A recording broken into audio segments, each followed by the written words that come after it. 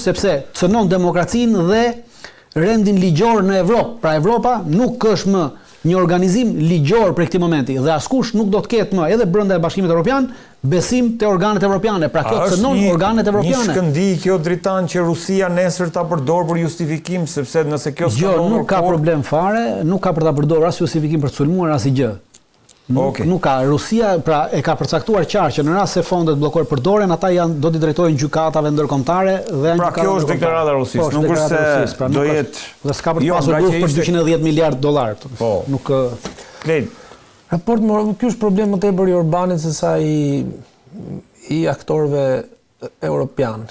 Problemi i Orbanit kuptimin e asaj që një vendim i tillë në mënyrën se si Orbani artikulon do ta impenjonte edhe Hungarinë në çështje të cilat Hungaria ka një lloj pozicioni autonom në raport me Bashkimin Evropian, në raport me marrëdhënien me Rusinë. Është më duket se jemi edhe para fushatës elektorale në Hungari. Ka fjalë që dhe Orbani është i aftë që të luaj kartën e një lloj autonomie, anti-europianizmi e kështu me radhë dhe unë kam parasysh këtë dhe kam parasysh edhe tjetrin që në fund të ditës Orbani është vetë propozuar ose më saktë shërben si një lloj nyje ose përdor edhe luftën në Ukrainë përdor për të ruajtur një lloj autonomie ose për të fituar edhe qoftë edhe përballë faktorit politik brenda vendeve të BE-s. Fjala vjen segmente të djathtës që luajnë me ose që kanë më të vërtet kartën e anti-europianizmit se sa që ka Orbani. E qartë. Kjo është pozita politike besoj. Kjo është pak a shumë që sqaron. Ndërkohë, Dritan, jo më kot, domethënë solla Orbanin përpara një dokumenti apo një le të themi disa dokument që ka dalë nga Daily Mail e kemi këtë, është që Shtetet e Bashkuara të Amerikës po bëjnë përpjekje për të larguar 4 vende të Bashkimit Evropian nga Bashkimi Evropian. Dhe ato janë Italia, Polonia, Hungaria dhe Austria dhe prandaj pak a shumë e solla si variant Orbani përpara. Pra, si e vlerëson këtë? E vlerësoj këtë falso, pra një prall do ta quaja. Shtetet e Bashkuara të Amerikës nuk i intereson në asnjë moment zhbërja e Bashkimit Evropian, për arsye se industria amerikane, si industria e energjisë amerikane, edhe industria ushtarake amerikane, merr vlerë dhe merr fitime në rast se Evropa dhe NATO janë një të bashkuara. Në momentin që këto shpërbëhen, atëherë ku është fitimi i Shtetit Bashkuar të Amerikës? Ku është fitimi i Trumpit? Trumpi po shef një fitim. Dhe e ftoi Ursula von der Leyen atje bëri një marrëveshje për të shitur gjithashtu edhe për nga Ukraina. Tha ne nuk japim më falas Ukrainës, po doni bleni ju dhe ju jepni dhe janë evropianë ata që po blejnë dhe po japin armë amerikane, municion amerikane Ukrainës. Pra, në momentin që ti i nxjerr këto vende nga Bashkimi Evropian, atë do të thonë që është bën Bashkimi Evropian. Në momentin që zhbëhet Bashkimi Evropian, zhbëhet edhe NATO. Në momentin që zhbëhen këto, atëherë Amerika në momentin që zhbëhet Bashkimi Evropian, zhbëhet edhe NATO? Absolutisht, në momentin që zhbëhet Bashkimi Evropian, do të zhbëhet edhe NATO. Nuk ka më kohezion ndërmjet këtyre vendeve, sepse secili vend do ndjeki në momentin që ti e zhbën Bashkimin Evropian, atëherë automatikisht secili vend do ndjeki rrugën e vet ekonomike dhe në rast se ti del, atëherë ka më të lidhur. Jo s'është aleanca, ti do bësh marrëveshje ekonomike për mbjetesë. Në rast se del nga Bashkimi, atëherë do kenë aleanca ekonomike me Kinën, do bën marrëveshje me Kinën. Në moment që ti bën marrëveshje ekonomike me Kinën, nuk mund të jesh edhe antar i NATO-s dhe çdo gjë që të bëhet në NATO mund ta marrin vesh kinezët, pra automatikisht ka aleanca mori fund në këtë aspekt. Sepse cënon aleancën, cënon sigurinë e aleancës. Në rast se po bëhet llaf për vende të rëndësishme, nuk bëhet llaf për vende si punë e Shqipërisë dhe Maqedonisë, që nesër ti mund t'i kufizosh aksesin e tyre në komisionet e NATO-s, në ato 14-15 komisionet kryesore që ka NATO. Por vende si Italia, Austria, Hungaria, Polonia, e cila aktualisht ka ushtrinë më të madhe sot për sot në Bashkimin Evropian, ti nuk mund t'i nxjerrësh këto nga dhe kjo automatikisht cënon totalisht nesër sigurinë e NATO-s. Dhe kjo sjell zhbërjen e NATO-s. Dhe në rast se zhbëhet Bashkimi Evropian, në rast se zhbëhet NATO, atëherë hegemonia amerikane në Evropë bie. Si do ta mbajnë amerikanët hegemoninë? Ju më mendoni se Amerika ka hequr dorë nga perandoria, nga të qenit perandori, në asnjë moment. Nuk ndodh kjo, pra i bie që në rast se del këto, atëherë t'ia fali gjithçka Rusisë. Hajde ti merre këtu çat mundesh. Po nuk funksionon, prandaj them që kjo që kanë shkruar është thjesht një prall që nuk e di nga e kanë nxjerrë dhe arsye pse e kanë nxjerrë. Një arsye ka por që realitet nuk qëndron në realitet. Nuk qëndron. Si e shikon?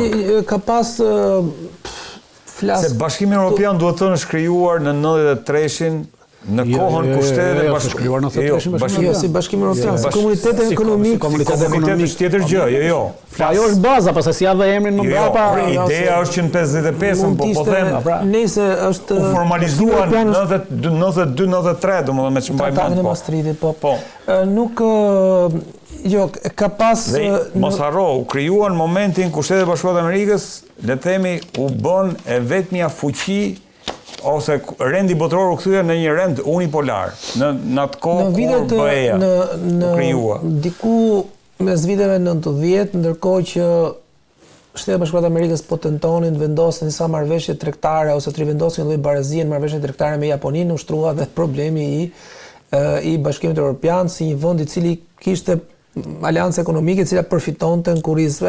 Janë diskutime paga shumë të vjetra, varet se si i artikulon. Formalizimi i Bashkimit Evropian. Një sekond, të bëjmë dakord për këtë histori. Ligjërime të tipit anti-europian në Shtetet Bashkuara të Amerikës kanë përshtypjen edhe në kohën e George Bushit. Për te asaj, sot është akoma edhe më i fortë, sepse ka dhe disa element natyrës ideologjike që për mua janë të diskutueshëm. Tucker Carlson e tha që aleati më i rëndësishëm i Shtetet Bashkuara duhet të jetë Rusia. Është një sekondë ta mbaroj. Kësaj është shtuar edhe Rusia, e cila ka identifikuar problemin e saj më të madh Bashkimin Evropian, pra ka një lloj konvergjencë të paktën në ide mes një pjesë të djathtës republikane amerikane dhe edhe Rusisë. Brenda Bashkimit këto janë vende të cilat është pak e çuditshme sepse Hungaria dhe Polonia kanë pas drejtues të cilët kanë një agjendë kritike ndaj Brukselit, por operojnë në kuadrin e asaj që është një shprehje italiane, dua por nuk mundem. Pra, askush nuk e ka penguar Hungarinë që në momentin Orbani nuk e di sa vite kanë pushtet, ligjërimin e ka pas gjithmonë, mund të kishte dalë kur të donte. Polonia po ashtu. Mund të dilte, tashti është pak e vështirë, po më përpara mund të kishte dalë. Italia ka një minorancë të djathtë e cila është anti-europiane, por që nuk ka arritur kurrë që ta kapitalizojë idenë e daljes nga Bashkimi Evropian si ide madhore politike. Meloni ka marrë vendimin që mos dërgojë më ndihma në Ukrainë. Le ta marrë mendimin sa të dojë. I gjithë spektri politik italian është blok pro BE. Ka variacione të ndryshme, sepse ka dhe diçka tjetër që në momentin e parë që Meloni del me një agjendë anti-europiane, do shkëputet Forca Italia me Tajani. Do bjerë qeveria. Ka një nëse Meloni del me këto. Në asnjë moment ka diçka tjetër që nuk arrit kuptohet edhe në raport me Europën. Ideja e të djathtës, e të djathtave për Europën lidhet me diçka që ndodh, që ka filluar që në kohën e luftës së dytë botërore. Pra e djathta në Europë, qoftë ajo po ta marrësh naziste, fashiste, edhe e djathta franceze e kështu me radhë, kanë avokuar idenë e Evropës si një kundërpërgjigje, si një kundërpeshë ndaj botës anglosaksone. Flas për djathtën kontinentale. Kundërpeshë ndaj botës anglosaksone. Në një farë mënyrë, Bashkimi Evropian ka qenë një lloj përgjigje politike edhe ndaj botës anglosaksone. Britania e Madhe është futur shumë vonë Bashkimin Evropian. Po ta marrim. Pra ideja e Europës është një ide e kundërvendosjes. Tani Starmer thotë që do rifutemi prap ndaj botës anglosaksone. Po ta marrim. Dhe në një farë mënyrë gjenetikisht brenda të djathtës tradicionale europiane, ideja e Europës është dhe mbetet. Ka segmente të djathtës së re, cilat janë anti-europiane, por janë minoritare. Nuk besoj që asnjë nga liderët e djathtës europiane e ka me të drejtë ose e mendon anti-europianizmin ose dalin nga Bashkimi Evropian si diçka reale. I vetmi vend i cili ka një lëvizje anti-europiane akoma të fortë është UK Reform Party sot, ish UKIP-i në Britaninë e Madhe. Dhe ndofta në bashkimin në Britaninë e Madhe ne mund të shohim partitë si e Le Penit në Francë apo në rast se këtyre partive AFD-ja në Gjermani. Jo, ka të kërkojnë reformë të Bashkimit Evropian, jo të dalin nga Bashkimi Evropian.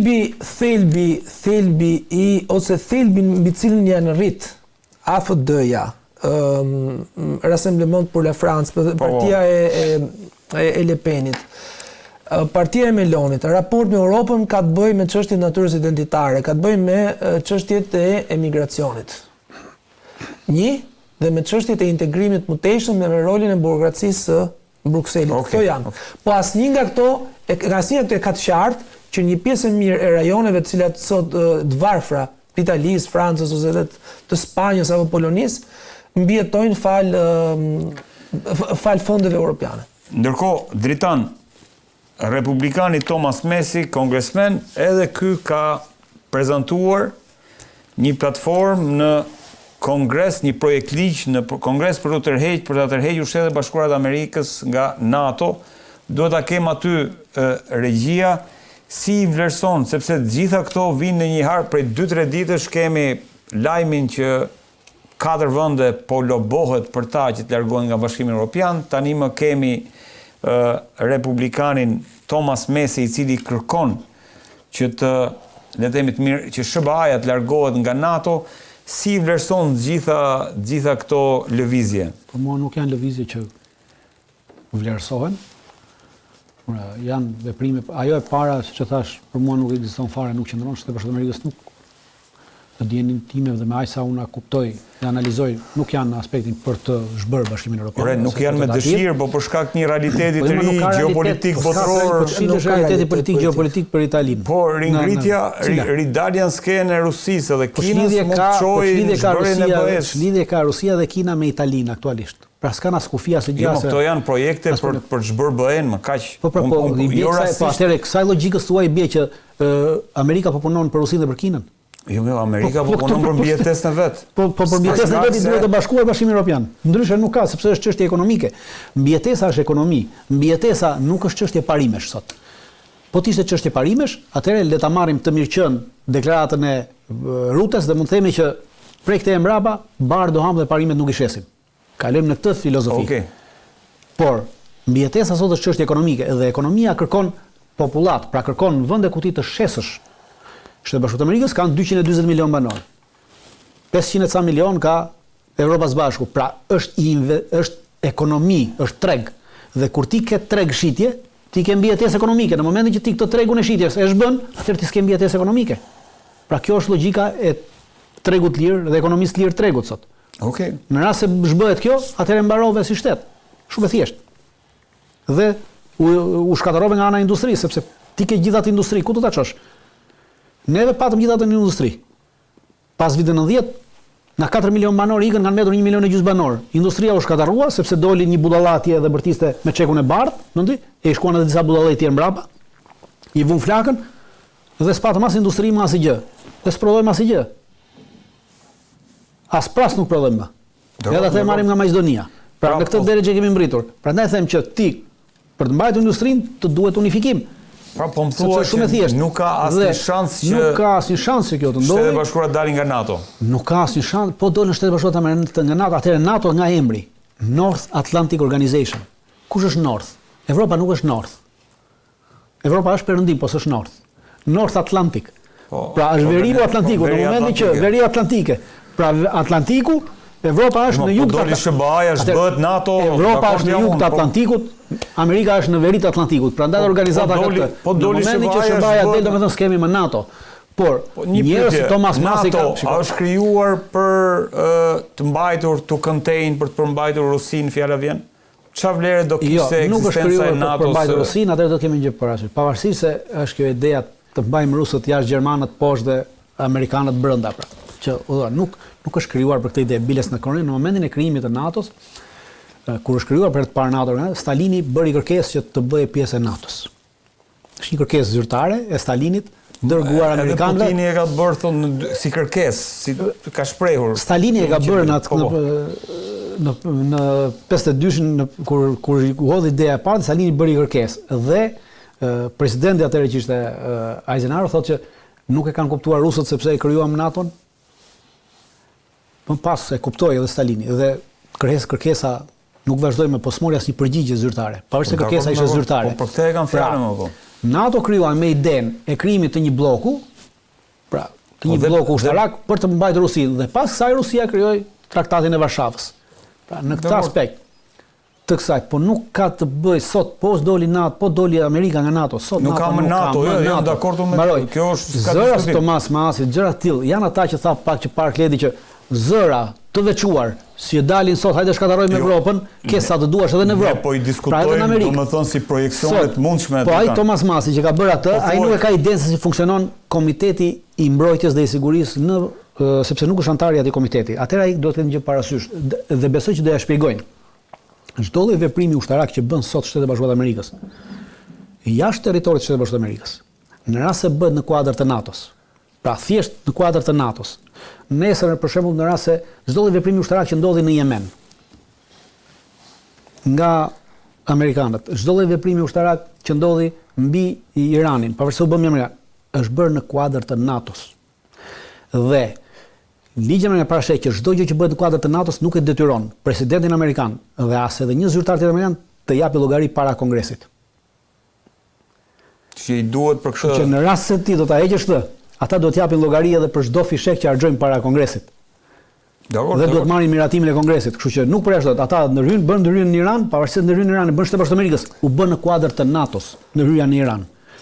Edhe në hyrja në Yemen, për një vit e gjysmë që bën Amerika, e bën në kuadër të NATO-s, nuk e bëri, pavarësisht se bëri Amerika gjithë bombardimet gjithë në Yemen, luftën. U bën në kuadër të NATO-s dhe nuk Kongresi nuk ka të drejtë të kërkojë llogari presidentit të Amerikës se si po i përdor forcat kur janë në kuadër të NATO-s. Prandaj them do ja shpjegoj edhe ti dikush nesër, edhe këtu do ta tërheq atë. Si e shikon këtë mundësinë? Thomas Messi ka dhënë një ide, po si e shikon? Jo, ai s'ka dhënë ide, ai ka paraqitur e ka konsideruar një relike të luftës së dytë botërore, NATO-n, fjalë për fjalë, Thomas Messi. A nuk është sot një relike NATO? Sa kohë nuk ushtron dot funksionin e vet në rastin konkret? Këtë vit më dash merrem pak me historinë politikës jashtme amerikane dhe çdo presidencë amerikane ka ciklet natyrës historike për cilat Shtetet Bashkuara të Amerikës izolohen ose më shohin nga Amerika Latina ose hapen. Janë një vend i cili nuk ka një detyrim, por është e kushtëzuar edhe nga rrethanat e faktit. Rrethanat e faktit janë që NATO-ja është një organizëm i cili është shumë i madh dhe shumë i rëndësishëm për tu zhbërë, sepse do hapte edhe një lloj do krijonte një lloj boshi strategjik, cilin do ta mbushnin aktorë të tjerë. Ose mban mend diskutimin e mëparshëm që të thash mbi idenë që ka pas e djatha për Evropën. Ndofta e djatha për Evropën ka pas edhe idenë që Europa të jetë një superfuqi ushtarake, një aleancë mes vendeve të cilat ti vendoseshen mes këtyre realiteteve të mëdha gjeopolitike. Presidenti Holland, nëse më mend të bëjmë forcën ushtarake evropiane, pra një që nga kohë Napoleon Bonaparte, të tjerë. Jo, po flas që brenda ekziston kjo ide. Por që ekziston kjo ide mund të ketë mbrapa edhe një problem tjetër që se thosh nëse ti do t'i vesh europianët nesër, fjala vjen që të krijojnë një situatë gjeopolitike alternative ndaj tëndes, atëherë do duhet që të kesh edhe një se të përballesh me ta. Kështu që pse do t'i krijosh probleme të mëdha sepse në fund të ditës për Shtetet e Bashkuara të Amerikës. Dakor, po tani ishte edhe një ide që po qarkullon, domethënë që Trump dhe Putin do të ndërtojnë një le të themi institucion apo një organizat që do quheshe G5, ku brenda do ishin Kina, India, Rusia, Japonia dhe Shtetet e Bashkuara të Amerikës. Kjo nuk është e re, kjo është kalojmë te pas luftës së parë botërore. Ka situata të fuqitë e mëdha, ta kem atë simbolin regjie. Se mbanim pas luftës së parë botërore, nuk ishte Kina pjesë e kësaj, por ishte Japonia, gjithë ato dhe nëse ma ishin këto, Japonia, Amerika, Anglia, Rusia, të cilat u morën dhe ndanë edhe kufit e Shqipërisë. Pra ishin këto vendet, pra këto superfuqitë atëshme, u morën dhe me ndarjen e kufive të Shqipërisë. Do merren, po. Pra, u morën atëherë, pra nuk është kjo një ide.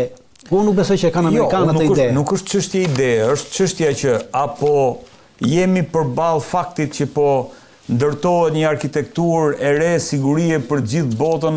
Jo, unë nuk mendoj që jemi në, shiko.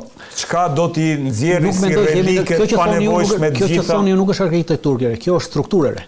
Pra, arkitektura me strukturën kanë një ndryshim të vogël midis tyre. Jo, strukturë është